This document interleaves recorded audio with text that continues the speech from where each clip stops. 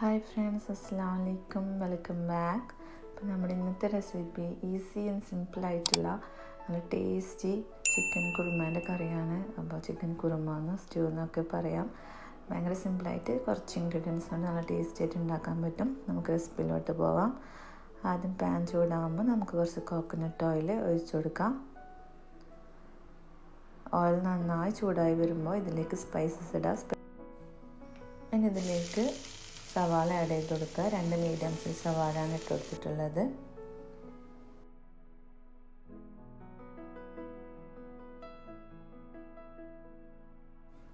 സവാള പെട്ടെന്ന് കുക്കാൻ വേണ്ടി കുറച്ച് ഉപ്പിട്ടിട്ട് നമുക്ക് അടച്ചു വെച്ച് കുക്ക് ചെയ്യാം. ഇടയ്ക്കൊന്ന് ഓപ്പണാക്കി മിക്സ് ചെയ്ത് കൊടുക്കുക. അപ്പോൾ നമ്മുടെ സവാള നന്നായി ഒന്ന് റെഡിയായി വന്നിട്ടുണ്ട്. ഇനി നമുക്കിതിലോട്ട് 2 മീഡിയം സൈസ് ടൊമാറ്റോ കട്ട് ചെയ്താണ് അതൊന്ന് ഇട്ട് കൊടുക്കാം. വലുതാണെങ്കിൽ ഒരു തക്കാളി മതി. പിന്നെ ഇഞ്ചി, വെളുത്തുള്ളി, പച്ചമുളക് ഒന്ന് ക്രഷ് ചെയ്തെടുത്താണ് അതും കൂടി ആഡ് ചെയ്ത് കൊടുക്കാം. ഇതൊക്കെ നന്നായി ഒന്ന് മിക്സ് ചെയ്യാം. ഒന്നുകൂടെ ഒന്ന് അടച്ചു വെച്ച് കുക്ക് ചെയ്യാം. ടൊമാറ്റോ, ഇഞ്ചി, വെളുത്തുള്ളി, പച്ചമുളകിൻ്റെ ഒക്കെ ആ ഒരു പച്ചച്ചുവ മാറണം. അത് റെഡി ആയതിനു ശേഷം അതിലേക്ക് ഒരു പൊട്ടാറ്റോ, അതുപോലെ തന്നെ ഒരു ക്യാരറ്റ് ക്യൂബായി കട്ട് ചെയ്തിട്ട് അതിട്ട് കൊടുത്തൊന്ന് മിക്സ് ചെയ്യുന്നുണ്ട്. ഇനി ഇതിൻ്റെ കൂടെ തന്നെയാണ് നമ്മൾ ചിക്കൻ ഇട്ട് കൊടുക്കുന്നത്. ചിക്കൻ ചെറുതായി കട്ട് ചെയ്ത് വെച്ചിട്ടുള്ള പീസാണ്, അതുകൊണ്ട് പെട്ടെന്ന് കുക്കായി വരും. അതുകൊണ്ടാണ് ഞാൻ ഈ ഒരു പൊട്ടാറ്റോവും ക്യാരറ്റും ഈ ഒരു ടൈം തന്നെ ഇട്ടത്. എന്നാലും എല്ലാം കൂടി ഒന്ന് കറക്റ്റ് വേവിൽ കിട്ടത്തുള്ളൂ. അപ്പോൾ ചിക്കൻ ഞാൻ ഇവിടെ ഇട്ട് കൊടുത്തിട്ടുണ്ട്. ഇനി നമ്മൾ ഇതിലേക്ക് ചിക്കന് ഈ ഒരു കറിക്ക് ആവശ്യമായിട്ട് നമ്മൾ കൂടുതൽ ഉപയോഗിക്കുന്നത് പെപ്പർ പൊടിയാണ്. അപ്പോൾ കുരുമുളകിൻ്റെ പൊടി നമ്മൾ കുറച്ചധികം ഇട്ട് കൊടുക്കണം. ഫസ്റ്റ് ഈ ഒരു ടൈം ഞാൻ ഒരു 1.5 ടീസ്പൂൺ വരെ കുരുമുളക് പൊടി ഇട്ട് കൊടുത്തിട്ടുണ്ട്. എന്നിട്ടൊന്ന് മിക്സ് ചെയ്ത് കൊടുക്കാം. കുരുമുളക് പൊടി ഇട്ടതിന് ശേഷം 2 മിനിറ്റ് ഇതോളം ഒന്ന് അടച്ച് വെക്കുന്നുണ്ട്.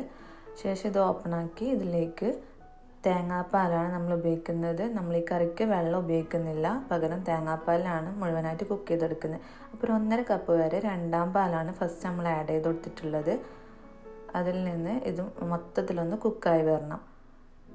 ഒരു മീഡിയം ഫ്ലെയിമിൽ വെച്ച് ഈ ഒരു കറി ഈ ഒരു തേങ്ങാപ്പാലിൽ തന്നെ കിടന്ന് നന്നായി കുക്കായി വരുമ്പോഴേക്ക് ആ ഒരു ഫ്ലേവർ നമുക്ക് ഈ ഒരു ചിക്കനിൽ നന്നായിട്ട് കിട്ടും. ഒരു 10-12 മിനിറ്റ് ഇതുപോലെ നന്നായി കുക്കായി വന്നതിന് ശേഷം ആ ഒരു തേങ്ങാപ്പാലൊക്കെ നന്നായി കുറുകി വന്നിട്ടുണ്ട്. നമ്മുടെ ചിക്കനും വെജിറ്റബിൾസൊക്കെ ഇത് നന്നായി കുക്കായിട്ടുണ്ട്.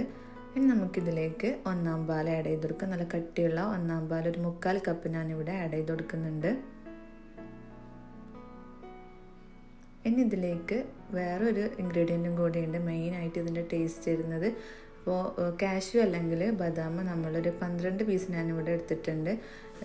കാഷ്യൂ ഇല്ലെങ്കിൽ ബദാം എടുക്കാം. ഞാൻ ബദാമാണ് എടുത്തിട്ടുള്ളത്. അത് കുതിർത്തി വെച്ച് തേങ്ങാപ്പാലിൽ കുറച്ച് തേങ്ങാപ്പാൽ ഒഴിച്ച് നന്നായി അരച്ചെടുത്തതാണ്. അതും കൂടി ഇതിലേക്ക് ഒഴിച്ചു കൊടുക്കുന്നുണ്ട്.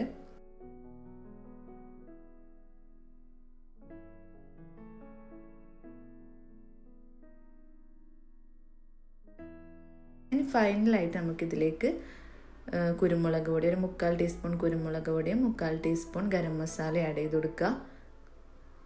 നന്നായി ഒന്ന് മിക്സ് ചെയ്ത് നന്നായി ഒന്ന് തിളപ്പിക്കണം.